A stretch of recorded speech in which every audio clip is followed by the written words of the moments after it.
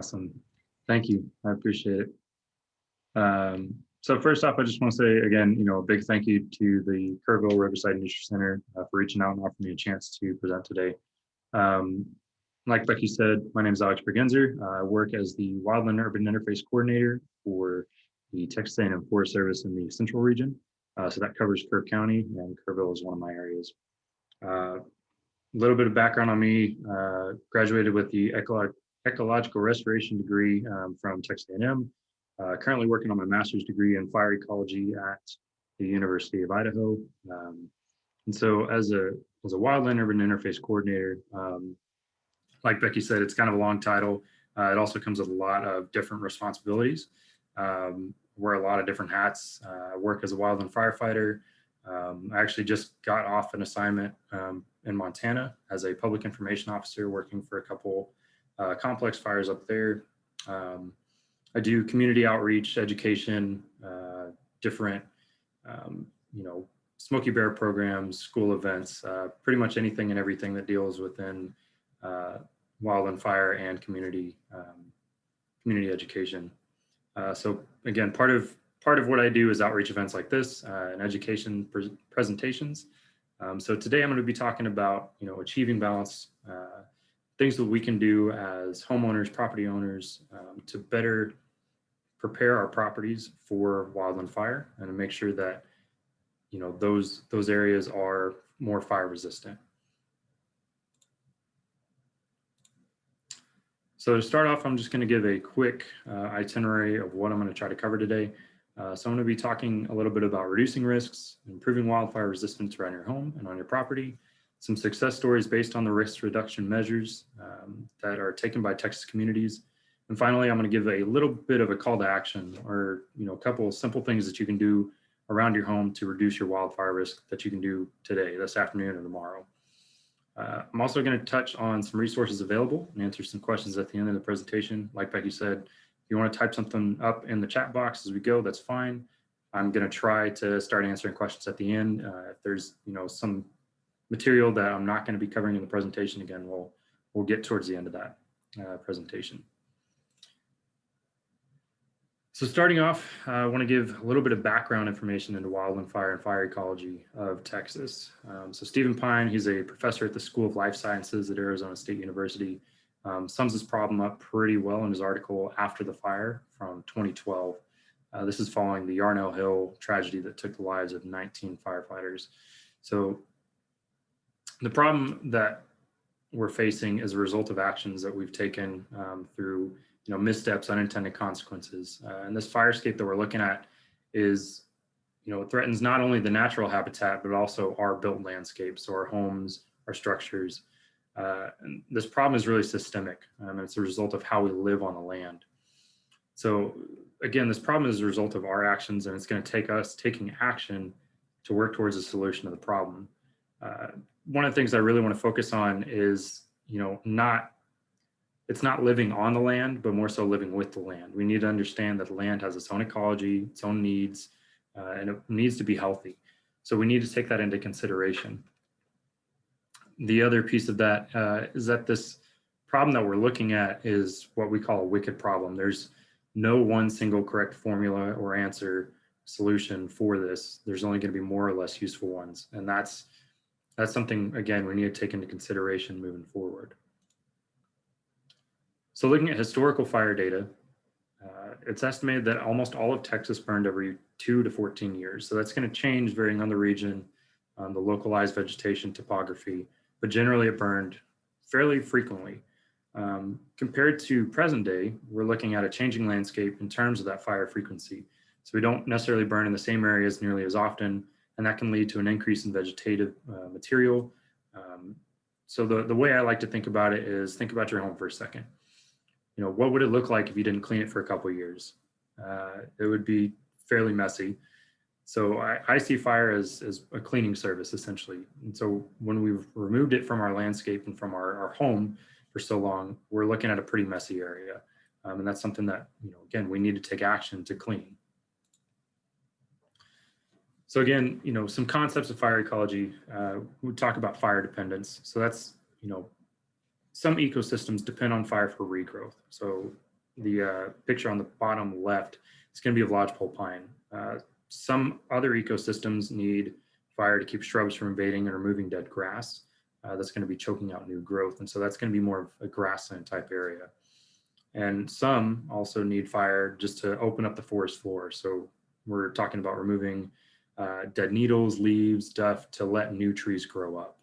So these are some ecosystem examples that are fire dependent. So we're looking at tall grass prairies in Texas, grasslands.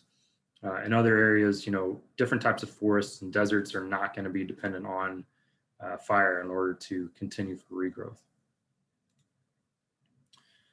So getting into another concept of fire ecology, we're talking about a fire regime. So in Texas, frequent natural fires led to plant adaptations that allowed them to survive, even thrive in frequent fire environments. So these plants grew into what are known as fire adapted ecosystems, or ecosystems that require fire or some other disturbance to exist. So in Central Texas specifically, we have three major fire adapted ecosystems. That's going to be the Blackland Prairies, Edwards Plateau, Post Oak Savanna. I'm really going to be just talking about the Edwards Plateau, just to give a little bit more background information. Prior to heavy settlement, fire played a really major role in shaping the vegetation of the Edwards Plateau. It occurred on the majority of the land pretty frequently, and the fire return interval, again, for this region varied considerably due to local topography, vegetation, and a number of other characteristics. But, during historical fire periods, ash juniper especially was kept out of most of the uplands. So that's out of areas that don't have necessarily a swamp or river running through them. So the uplands were kept free of that ash juniper and dense grass competition. Other trees like Scarpman live oak, honey mesquite, those are kept more isolated among grasses. In those cases, older trees and groups of trees could withstand wildfires and inhibit the spread because those are going to be generally more fire resistant. With human settlement, concentrated livestock grazing, reduced fire carrying grasses that allowed trees and especially ash juniper to really expand into those open areas. So that's what we're looking at now, is a lot of the grasslands and shrub woodlands that were historically there are now really become kind of inundated with ash juniper. So I want to reiterate again that wildfires are a natural process. This is something that happens very frequently in a natural ecosystem. This fire triangle that I'm about to show you is how natural fire ignitions can actually occur. So when we're looking at these three things that make up the fire triangle, we're looking at fuel, which is going to be grass, brush, trees. We're looking at oxygen. About 15% is going to be required to support combustion. The atmosphere is about 21% oxygen. And then from there, we're looking at heat. So we're looking at natural ignition sources. Lightning really is one of the main causes naturally of wildfires in Texas. So when we talk about what we can do about risk reduction in terms of wildfire response, we're really looking at reducing the amount of fuel available. So on our end, we're taking out a chunk of that side of the triangle so that ignitions are less likely. So we can do things around our home, we can do things on our properties to make sure that ignitions on those areas are going to be less likely to occur. So this first picture, talking about wildfires near communities, this first picture is of the Bastrop Complex fire. And as communities grow and expand, the wildland urban interface, which is the main area that I deal with, that's where developed areas meet undeveloped landscapes. It's becoming more and more prevalent. So 86% of wildfires in Texas are within 2 miles of a community. You can see that on this map here. That data was actually from 2005 to 2020, so just this last year. And again, you can see all those red dots. Every single dot there is a wildfire that was within 2 miles of a community. So that's pretty significant. So we're looking at about 90% of those wildfires are actually caused by humans. So the second map shows the possibility of wildfire ignition based on historical data. And so we can see all these hotspots are near communities. This is actually Kirk County. You can see a lot of the hotspots are going to be near Kerrville, Ingram, and going out, some of these major highways. So what I want to make sure that everybody understands is that wildfires are not just a rural issue, especially when they're located within the wild and urban interface. That's when they become more threatening to lives and property. And so resources are going to be stretched thin. There's going to be a lot of needs, to protect multiple structures, evacuation, traffic control. On this assignment that I just got off of in Montana, they're hurting for resources right now because there are just so many different things going on and so many needs and wants. And so from our end, there's a lot of things that we can do to help prevent home loss. To start on that, what I'm going to talk about is the 3 methods of home loss during a wildfire. So we know it's only a matter of when and not a matter of if. What can we do to protect our homes? So we can start by talking about how the homes are lost during the wildfire. So there's going to be 3 main methods. We're going to be talking about embers, which are these little, coals that are sent out ahead of the fire, radiant heat from flames. So that's what we're looking at here. The flame didn't actually make contact. It was just the heat from that fire that ended up melting off the siding. And then the third main method is going to be direct flame contact, or home impingement, or flame impingement.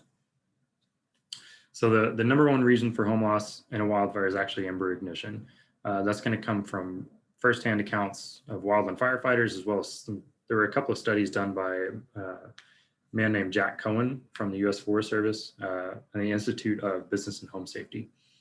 So in order to prevent these types of home loss from occurring and improve the survivability of our homes during a wildfire, again, there are a number of things that we can do. So these are going to be the 3 big keys to risk reduction. We're talking about first, defensible space. That's going to mean creating a buffer zone around your home that will stop the spread of wildfire. This is going to protect your home from flames getting too close. It's going to drastically improve the structural survivability in a wildfire event. It's also going to go hand in hand with our second piece, and that's a piece that I'm going to talk about a little bit more, is fire-resistant landscaping. This is going to be, proper planning of which plants to use, where to plant them, and what we can do to reduce the landscape's fire risk around the house. This list right here is going to show some characteristics that we look for in fire-resistant plants. Lastly, one of the things I'm going to talk about is home hardening. So for this, we're going to look at modifying or changing things around the structure itself to reduce the risk of ignition. So honestly, this is just general maintenance around your home. It's really going to focus on a couple of particular trends. So this is going to be, unkept gutters where embers can land and start a small fire in that gutter. We're looking at garden beds, litter on roof, debris under decks. And all these things have shown to cause home loss through that ember ignition piece. So these pictures are going to show a variety of risk reduction measures. You don't necessarily need to go as intense, I guess, as some of these. There's some, xeric style landscaping on the upper left-hand corner. On the upper right, you're going to look at a good immediate zone. So that's going to be the section a couple feet from the structure where there's no plant vegetation, or there's no plant material, there's no flammable materials around that home. And again, that's going to increase and reduce the risk of wildfire igniting that home. This bottom picture actually shows some native plants mixed in with a landscaping design that reduces the structural ignitability of that house. So the idea behind fire-resistant landscaping is to have plants placed in a way that is able to lessen the chance of a fire reaching your home through the landscape. So an overall key to this, no matter where you are, is that homeowners need to maintain a healthy landscape, proper pruning, proper cleaning, and making sure that those plants are healthy and watered. Healthy landscapes, again, are going to be more fire resistant, and plants with a higher moisture content will do better during a wildfire event. Dead plants are just essentially fuel. So this picture on the right shows a home that has a number of things that they could do to address their fire risk. So you have vines that are under the eaves growing up over the windows. You have some plants placed right next to the foundation, and there's just a lot of dead plant material. So, removing some of these pieces, cleaning up the vines, cleaning up the dead plant material, and just making sure that there's space between the home and that fuel, that's really going to help reduce the wildfire risk here. So another piece of fire resistant landscaping is landscape design. So we can make sure that we're putting the right plant in the right place. So we need to choose design elements that are going to allow for reduction of fuel continuity, vertical and horizontal separation of plant material. So again, just to reiterate, the first 5 feet from a structure is critical. That's really where you're going to be able to make the most impact and reduction of your wildfire risk. So within 30 feet, we really want to look at, reducing our ladder fuels. So a ladder fuel is essentially the, on this picture on the right, that's going to be all the vegetation and all the plant material up to the canopy of that tree. So we're looking at, needles that are on top of other plants that are dead. That would be considered a ladder fuel. We're looking at, different types of branches, leaves, vines. That's going to be what we consider ladder fuel. So on this, we want to make sure that we're able to limb up trees, reducing that ladder fuel by removing that vegetation, and if possible, spacing out our plants into different beds, plant beds. So, and again, those ladder fuels are going to allow for the vertical spread of fire. So you're talking about a grass fire that comes up and then is able to move up and cause a bigger issue. So this last picture is just one example or type of fire resistant landscaping. This home has island beds, and these, this home also has limbed up trees. We're looking at a lot of green, healthy vegetation. So there's a number of things that this home has done right. And I want you to remember this picture. We're going to look at it again here in a little bit. One of the questions I get asked often during some of these presentations is what specific plants are most fire resistant. And so I won't necessarily be able to give out a list of species because there's a lot of variables that are involved. But I can talk about the characteristics of fire resistant plants. So this list on the right shows, low flammability plants have certain fire resistant characteristics. So we're looking at broad, moist leaves, loose branching patterns. So that means we're not looking at a really tight, packed plant.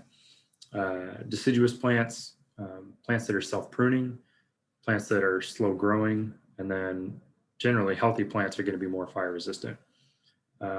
Particularly, Texas natives are going to be more drought resistant. They're going to require less water, and they can tolerate your local climatic conditions. On the flip side of that, fire adapted species also have certain characteristics and are going to typically regrow more quickly following a fire. Some species also have deeper root systems that's going to allow for faster regrowth and also protect from soil loss after a fire. So one of the first things, again, that we want to do before you plant anything in your landscape is think about how that plant's going to grow. What are its growth characteristics? How will it look 5 years from now? How often will this plant need to be pruned to remain healthy? Again, how much water are you going to need to be putting on this plant to make it, healthy? So when we think about fire resistant characteristics, we need to ask, does this plant shed a lot? Does it lose a lot of leaves every year? Do we have to continually, clean out this plant bed every couple of weeks because of the amount of leaf loss? What do the leaves look like? Will this plant produce significant ladder fuels if we leave it to grow by itself? Does this plant have sap or oils that are going to make it easier to ignite? One of the plants that I really enjoy is rosemary. It's great for cooking. It's aromatic. It does have some characteristics that make it, less fire resistant than other plants. If you let your rosemary grow out, unmanaged, it can end up with a dead space in the center. It'll have a lot of dead leaves if it's not pruned properly. So thinking about these types of characteristics and thoughts, those are questions that provide a good starting point. They're not necessarily going to be the only things we need to look at. So again, talking about defensible space, this concept is going to take all of those fire resistant landscaping principles into account. Its goal, again, is to reduce the risk of home ignition by creating space around your home from about 0, so we're talking about the structure itself, out to 100 feet. And that's going to slow the fire spread. Defensible space also allows you a safer means of evacuation, and it's going to provide a safer environment if wildland firefighters or firefighters need to come into your property to protect homes, protect life, protect, and stop that fire spread. On a larger scale, one of the things I want to talk about is, landscaping, managing land. We do have some property owners have larger areas. Um, the big piece is finding that balance, and that's why I named this presentation that. We need to find the balance between your different land management objectives. You don't necessarily need to clear cut your entire property, have a no vegetation desert to have a fire resistant landscape. The biggest element is going to be breaking up that fuel continuity. So what I mean by that is we're taking out those lighter fuels, we're taking fuels and plant vegetative material and spacing it out. We can do this by creating what we call shaded fuel breaks, which are going to be shown on the right. Shaded fuel breaks keep the surrounding trees limbed up. They're going to reduce the lighter fuels and keep grasses also to a minimal. So there's going to be less chance of a fire moving through that area. So this picture shows the before, and this is going to be after. So this would be a what we would call, again, a shaded fuel break. I also, I was given questions about, what does it mean to leave the landscape natural versus actively managing the land? So generally what people think and consider a natural landscape is actually going to be an unhealthy landscape, not only for the plant species, but also for wildlife. Super dense brush, lots of lighter fuel, it can not only lead to tree mortality because you're not able to get enough water resources, soil, different, soil properties. It's also going to lead to species loss in species diversity because there's no area for those plants to grow, especially if it's really dense. It also doesn't leave any room for wildlife to move around. Again, getting back from an assignment, we had a fuels project at a state park in Texas where the area that we were having to clear out was just left natural, quote unquote. And that area, it was very, very dense.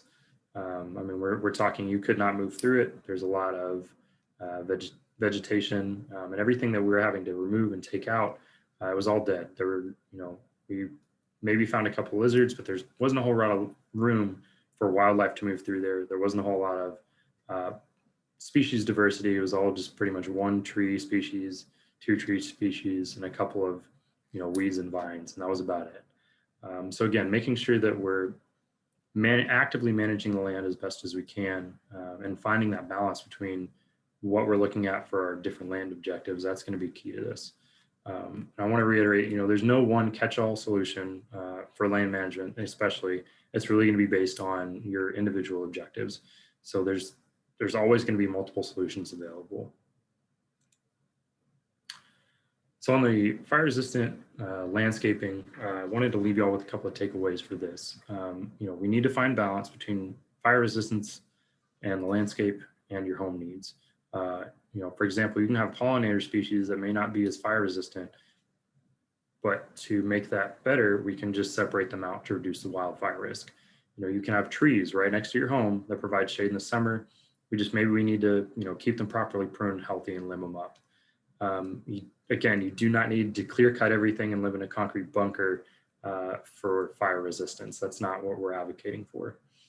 So that second point, reducing fuel load, again, just removing dead plant material where you can, especially around the immediate zone of your home. That's going to be, again, around that first 5 feet of the structure.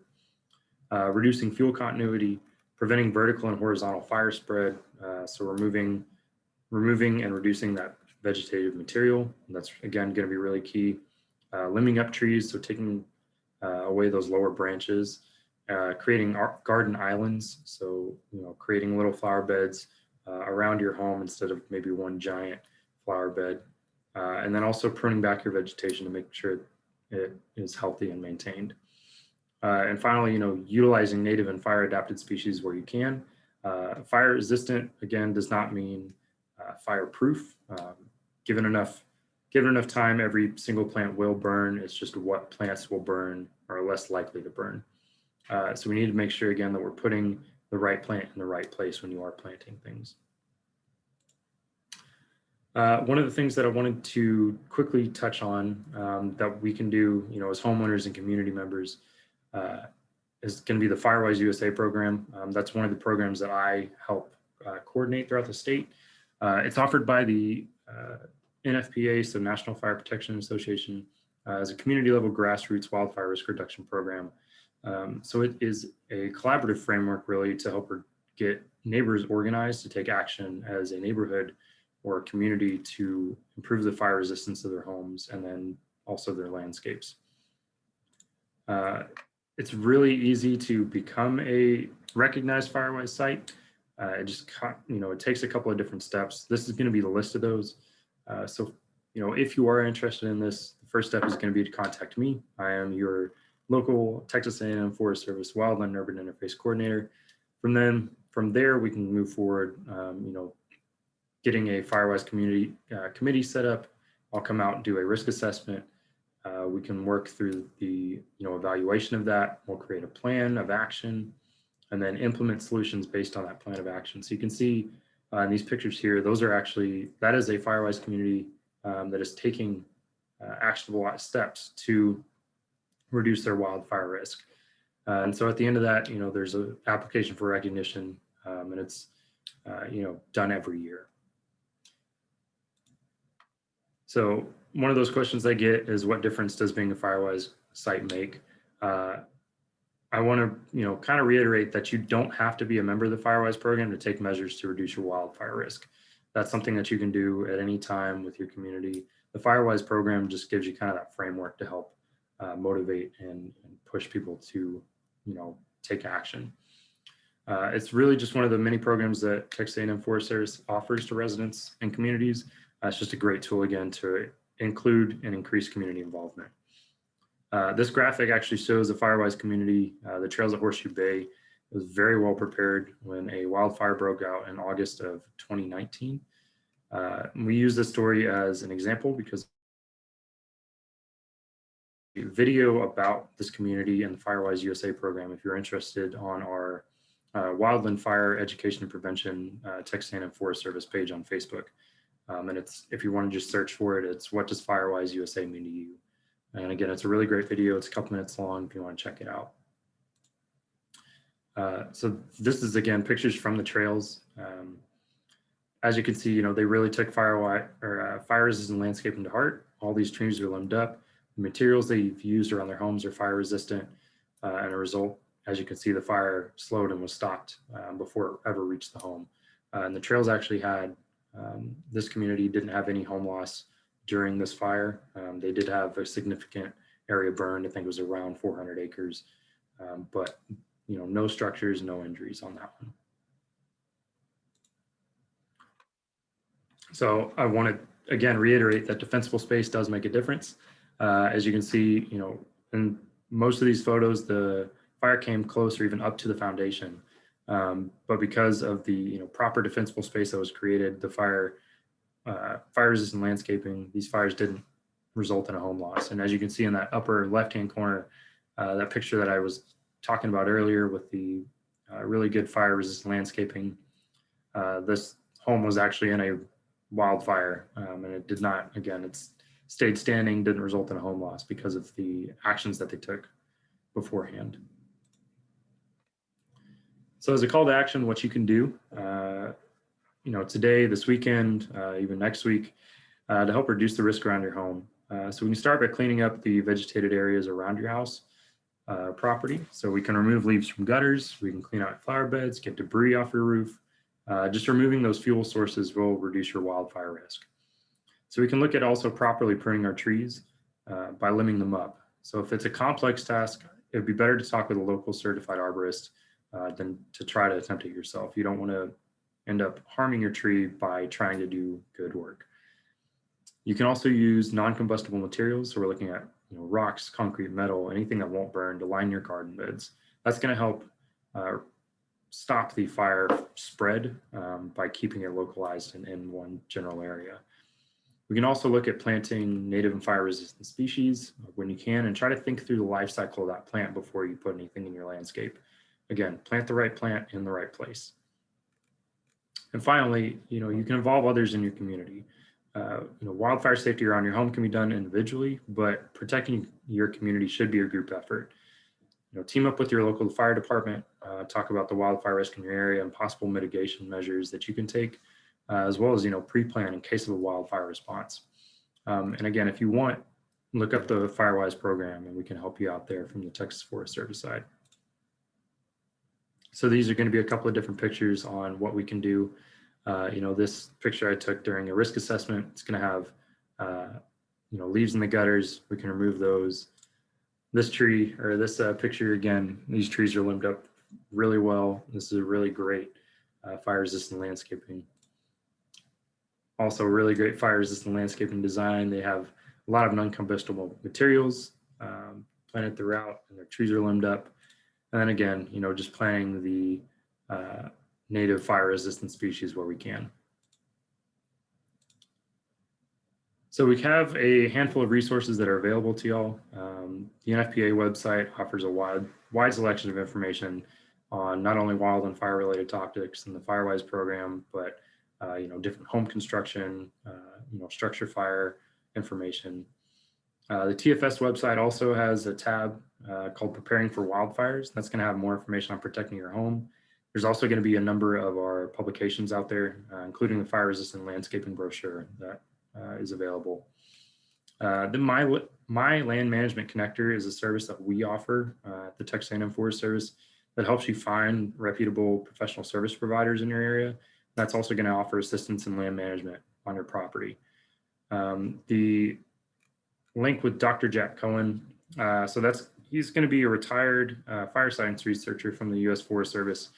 So he actually spent years determining how structure ignition occurs during wildfires and what we can do to address and mitigate those factors. So that video, if you look it up, is really educational, and I highly recommend watching it and taking some of those concepts and then adapting them to your own home. And lastly, if you want more wildland fire information, you can follow our Texas A&M Forest Service Wildfire Education and Prevention Facebook page. They do post fairly frequently, and they're a great source of wildland fire information. So with that, if there's any questions, I'll be checking the chat box here in a second. If you would like to contact me, honestly, the best way is going to be via email. I'm in the field fairly frequently and currently on and off assignments during fire season. And so that honestly email is going to be the best way to contact me if you want to talk afterwards.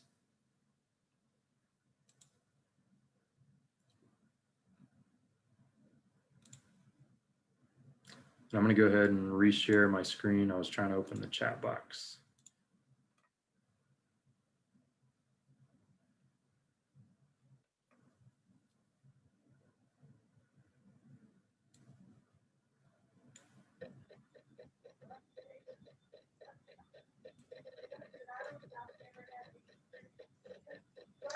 Well, why is it just crickets? A lot of really great information. I know that, there's communities right just down the road that are Firewise communities. And, because again, we've got so much ash juniper and a lot of dense cedar breaks. And so to, be very mindful of that. So we do have a question. And, could you name just, a few native fire resistant plants? I think, Alex had kind of gone over the characteristics of them, but didn't quite, wasn't listing specific plants, but you have, are you able to kind of list anything like that? Or yeah, I can try to touch on it. So the biggest thing with that is there are so many different plant species that having that baseline characteristic map is going to be more ideal than me just giving out, plant names. And some of the fire resistant species, some of the not as fire resistant species can be made more fire resistant by taking proper action. So for example, when I talked about rosemary, again, if you just let that grow wild and don't mess with it, it's going to be a lot easier to ignite than if you were to manage and actively manage and water and prune a rosemary bush. I've seen some rosemary bushes where, I mean, again, you have it completely covering your front, flower bed, and a lot of that dead plant material's stuck inside. Versus if you prune it back properly, keep it watered and healthy, it's not going to be nearly as flammable, or it's not going to ignite as easy. One of the other big fire resistant plant species that we talk about is live oak. Because of the way live oak grows, and it easily drops its limbs, the leaf structure is fairly broad and wide. It's not going to be as it's going to be more fire resistant than some other tree species, for example, ash juniper. But even with ash juniper, there are things that you can do. Everybody thinks of ash juniper or red cedar as one of the really bad trees for fire. But there are ways that you can manage that, to make it more fire resistant. Taking those proper precautions by limbing them up, spacing them out, creating pockets of ash juniper on your property, or creating fuel breaks between areas.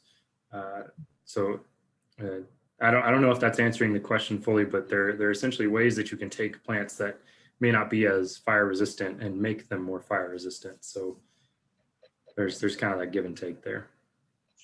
Sure. So then, and she says, thank you for that answer. Yeah. Alice was wondering, it says it looks like turf grass near homes did not burn in those pictures. Is there a particular kind of turf grass that is better than others? Native turf like buffalo grass, and then she has another question, but I think we'll address that one first. Yeah. I would say healthy turf grass is better than not healthy turf grass. That would be my answer on that. I don't necessarily know or think that there is a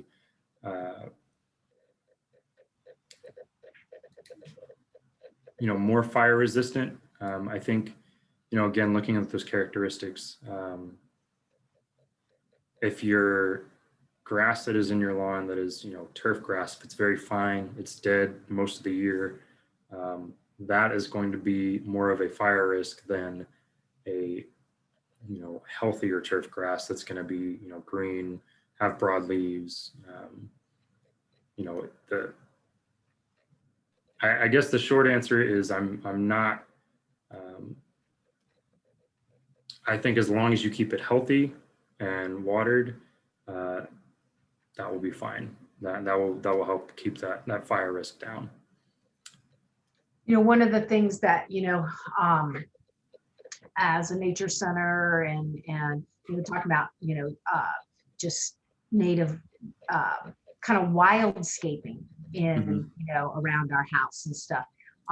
You're not going to promote a lot of turf grass, and you're also probably not going to be promoting real short vegetation. But again, your examples were beds, and you have little pockets and stuff, and though we all love our pocket prairies in our yards and everything, and we do promote allowing the tall grasses to go and seed for the winter, and allowing insects to have habitat and things. But I think the message, and I mean, I'm not the expert, you are, but you keep saying a balance. And so, yes, you can have those things, and correct me if I'm wrong, you can have those things, and you can, but you're not going to have that up at that critical 5 foot zone, at the, foundation of your house and Yeah. things. Am I sort of in the right area? Yes, yeah. So that again is the big thing. If you're gonna have an area where, for example, you have a pocket prairie, um, space it out from your house. Don't necessarily make it a pocket prairie that takes up, the entirety of your foundation. Keep it spaced out, and it's again, like we've been saying, finding that balance between, that fire resistant defensible space area and having some of these natural vegetation and different types of landscapes. So again, the key is just make sure it's spaced out and then have that area just away from your house. And I know, so I'm seeing that Alice asked, keeping brush piles as habitat versus burning it. Again, it depends on what you're looking for. If you're trying to keep that brush pile as, wildlife habitat, that's fine, but understand that is a source of fuel. So eventually it will decompose or will decay. Burning a brush pile also gives back to the soil as well. So there's kind of that balancing area again. As far as how far away from the house would you say it's safe to have a brush pile? Again, looking at defensible space, depending on how much area you have and how big that brush pile is, we're definitely don't keep it next to your, at your foundation. But I'd say probably, if, again, depending on the size, anywhere from 30, 100 feet out, that's where I would look is, as far away as you feel comfortable having it, that would probably be better. Because again, that you're finding that balance between having a brush pile nearby that could be a source of embers that could possibly ignite your house, but then also making sure that, the wildlife around your property has space to live. One common mistake, and it's not our landscaping, but talking about brush piles, but that's firewood. Man, it's awful convenient to have that out on your back stoop, on the back porch. So you just reach out there and get a couple logs. Yes. But yeah. So there's actually multiple reasons why you wouldn't put firewood right next to your home. Not only for fire, that is a fuel source and it's right next to your house. But also think about the insects and, the different critters that love to live in firewood. If they're right next to your house, I guarantee you they are inside your home. So, making sure that those firewood piles, yes, it's convenient to have it right there. Put them out a little bit, don't necessarily put them across the street and in somebody else's property, 3 miles away. But keep them away from your home. You don't necessarily need to have it right there for it to still be convenient. Right.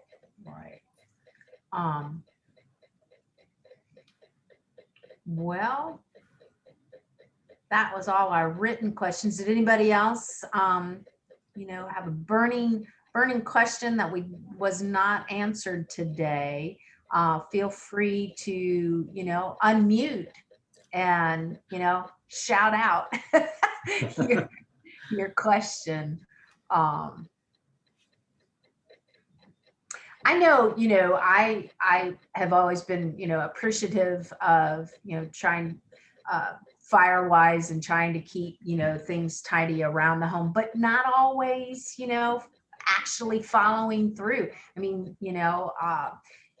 I love vines and sometimes they get away from you and then they start, and it looks nice, but probably not the smartest thing to do.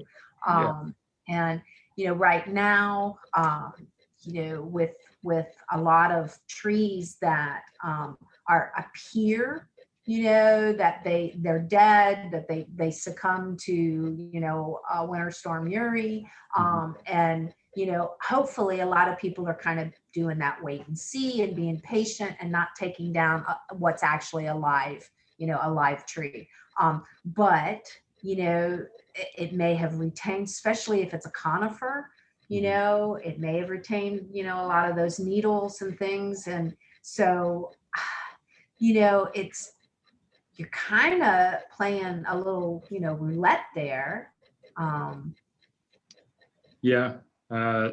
With the winter storm, again, that did damage a lot of trees. That didn't necessarily mean that those trees are completely dead, like you said. And so it is kind of a wait and see thing. One of the things that I would recommend still is, getting in contact with a local arborist, somebody that's certified, that, is knowledgeable about trees, that can come take a look. Generally, they're going to recommend that, hey, if there's something that they can do about that tree, whether it's taking limbs off or, cleaning it up, they can do that. There are ways to prune trees and clean trees that are less damaging long term, that arborists know about, that can actually perform the work. A lot of people that try to do tree care by themselves, they may not always know how to properly prune a tree, and that can end up actually harming the tree long term, if you cut a branch wrong, or if you take off too much. So with Winter Storm Uri, and all the trees that were harmed in that, just go ahead and talk with a local arborist and see what they can help out with. And Alice, don't apologize. You're not a question hog. You're thirsty for information, and so good for you. She's asking, wondering if there's anything that can be used to treat wood decks next to a house that help it kind of be less flammable, I guess. Yeah, that is one of the questions that I know there is an answer to, but I don't know the specifics. I believe there are a couple products out there that are, billed as like a fire resistant coating or something similar. But I could not tell you the name of them off the top of my head. So with the wood decks in particular, if you're looking at doing things to make them more fire resistant, the real big keys, if you want to treat them, go ahead. There are some products that I can't name. The other two big things, and I would actually look at those two first, cleaning the space underneath your deck to make sure that it's free of leaves, vegetation, the space on top of your deck, making sure that's cleared. And then also, if there's a way for you to put some sort of material, either a screen, something solid under your deck to close it off. That way nothing's able to get under there, because what we've seen through studies, firsthand accounts, is embers will get thrown over from the fire, get into those crawl spaces, and cause a small fire that, because of the amount of debris, because of the amount of vegetation under there, can then ignite that deck. And then because that deck's attached to your house, you end up with a structure loss from there. So Yeah. I don't know if that fully answers your question. I know I kind of steered away from the actual materials that you can use, but that, again, I would focus on making sure the space underneath and on top of the deck is cleared and free of vegetation, and then also try to enclose that space underneath, especially. So and this is kind of, well, it's along the deck thing, but